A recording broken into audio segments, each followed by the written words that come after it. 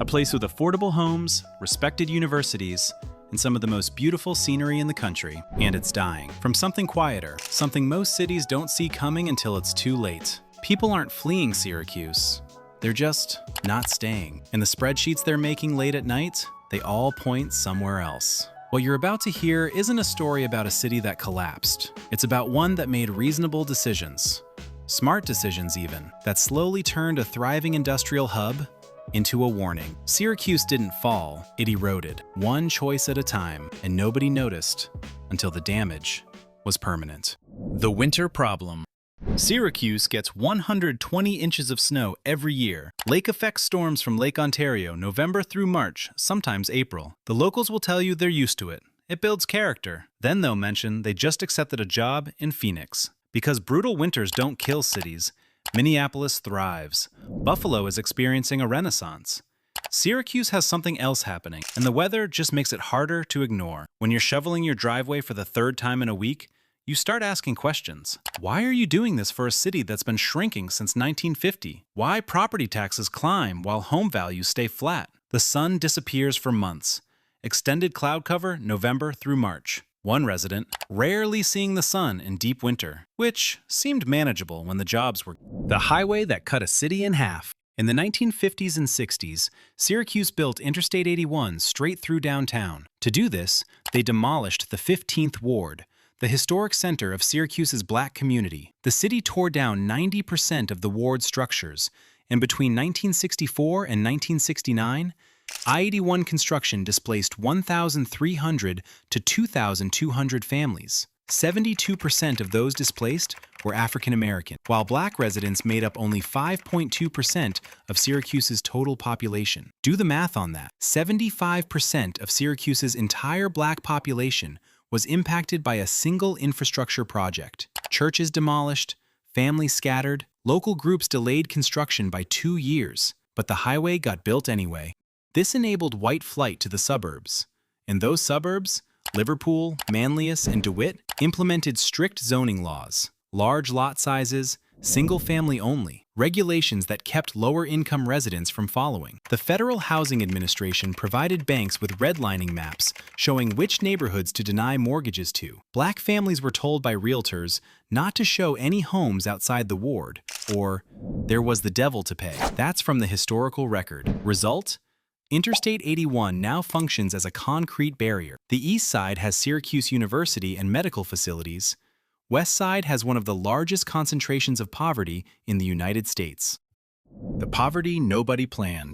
A higher percentage of people in Syracuse live in census tracts where more than 40% of residents are below the poverty line than in any other major American city. Not one of, the highest. More than Detroit, more than Cleveland. Between 2012 and 2017, Syracuse saw a 26% increase in neighborhoods with concentrated poverty. 15 neighborhoods became 19. This matters because of Harvard economist Raj Chetty's research. His team analyzed 21 billion friendships and found the strongest predictor of upward mobility is economic connectedness, the degree to which low-income people have friendships with high-income people. Growing up in neighborhoods with higher economic connectedness doesn't just correlate with mobility, it causes it. Syracuse has the opposite. Economic disconnection, designed through decades of policy. The city schools are underfunded compared to suburban districts. In 2006, Syracuse sued New York State for inequitable funding and won, but the state found ways around it. One resident: city schools are underfunded. Crime is very high. Last year, there was a murder on the street I grew up on. Another: my kids aren't going to city schools. Maybe they aren't as bad as people say, but my kids aren't going somewhere where teachers get stabbed. Whether that's exaggerated doesn't matter. Perception is reality, and young professionals choose the suburbs every time. Infrastructure and attitude. The roads are systematically terrible, potholes are inevitable, and repairs are so slow that residents joke about permanent construction zones. Syracuse has the perfect recipe for road destruction: freeze-thaw cycles, heavy snow, constant salt, and aging infrastructure from the 1950s. Bad roads discourage investment. Less investment means less tax revenue. Less revenue means fewer repairs. Then there's taxes. A significant portion of downtown commercial buildings benefits from decades-old exemptions. In 2014, a building collapsed. The owner lived in New York City, owned multiple Syracuse properties, and didn't care because the equity was there and the tax bill wasn't. There's also a cultural problem. It's almost cool to be miserable about Syracuse. One resident, if you say anything nice about the area, it's like you're suddenly a loser or an idiot. Another, for some reason, it's cool to be miserable and say how much you hate it. Self-fulfilling prophecy, when civic pride becomes uncool, people stop investing emotionally and financially, and then they leave. Crime and perception. Syracuse has one of the highest violent crime rates in New York State outside New York City, 22 homicides in 2024, 24 in 2023. But perception often races ahead of reality. Suburban residents describe downtown as a war zone. The truth sits in the middle. Yes, certain neighborhoods have concentrated crime, but Syracuse isn't uniform, and neighborhoods like Eastwood, Meadowbrook, and Strathmore have families living relatively normal lives. Those pockets don't change overall perception. And perception drives everything: real estate prices, business investment, and where families choose to live. What's actually good? Syracuse has incredible food. Destiny USA, one of the country's largest malls, and sits near the Finger Lakes, the Adirondacks, and spectacular fall foliage. Cost of living is genuinely affordable. Syracuse University anchors research and culture, and medical facilities are nationally recognized. None of that matters if people with options are leaving. Not because Syracuse is unlivable, because it's hard and getting harder. What's happening now? After a decade of debate, the I-81 decision has been made, and the viaduct is coming down. February 2024, federal courts cleared demolition. The 1.4-mile elevated section will be replaced with a street-level, community grid, bicycle lanes, pedestrian routes, and enhanced I-481 routing traffic around the city. Construction on peripheral sections already started, and full demolition begins in 2026. This could be transformative, removing the barrier between East and West, opening development opportunities, and acknowledging that 1960s urban renewal was a mistake. Or it could just be infrastructure, because infrastructure changes don't fix poverty, don't reverse white flight, don't make suburban families trust city schools. They're just roads. Better ones, hopefully, but still just roads.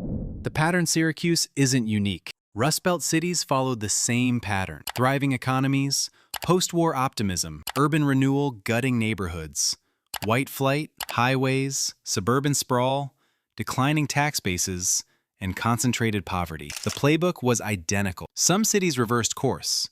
Pittsburgh reinvented itself around tech and healthcare. Buffalo has a waterfront renaissance, and Rochester stabilized around medical and tech. Syracuse has the same ingredients: a major university, medical center, natural beauty, and affordable real estate. It hasn't figured out how to leverage any of it. Maybe it happens when I-81 comes down. Maybe through university development. Maybe when being miserable about Syracuse isn't cool anymore. Or maybe it doesn't happen at all, because slow decline becomes self-sustaining. People with the most options leave first. Then people have some options. Eventually, you're left with those who have none and those too stubborn to leave.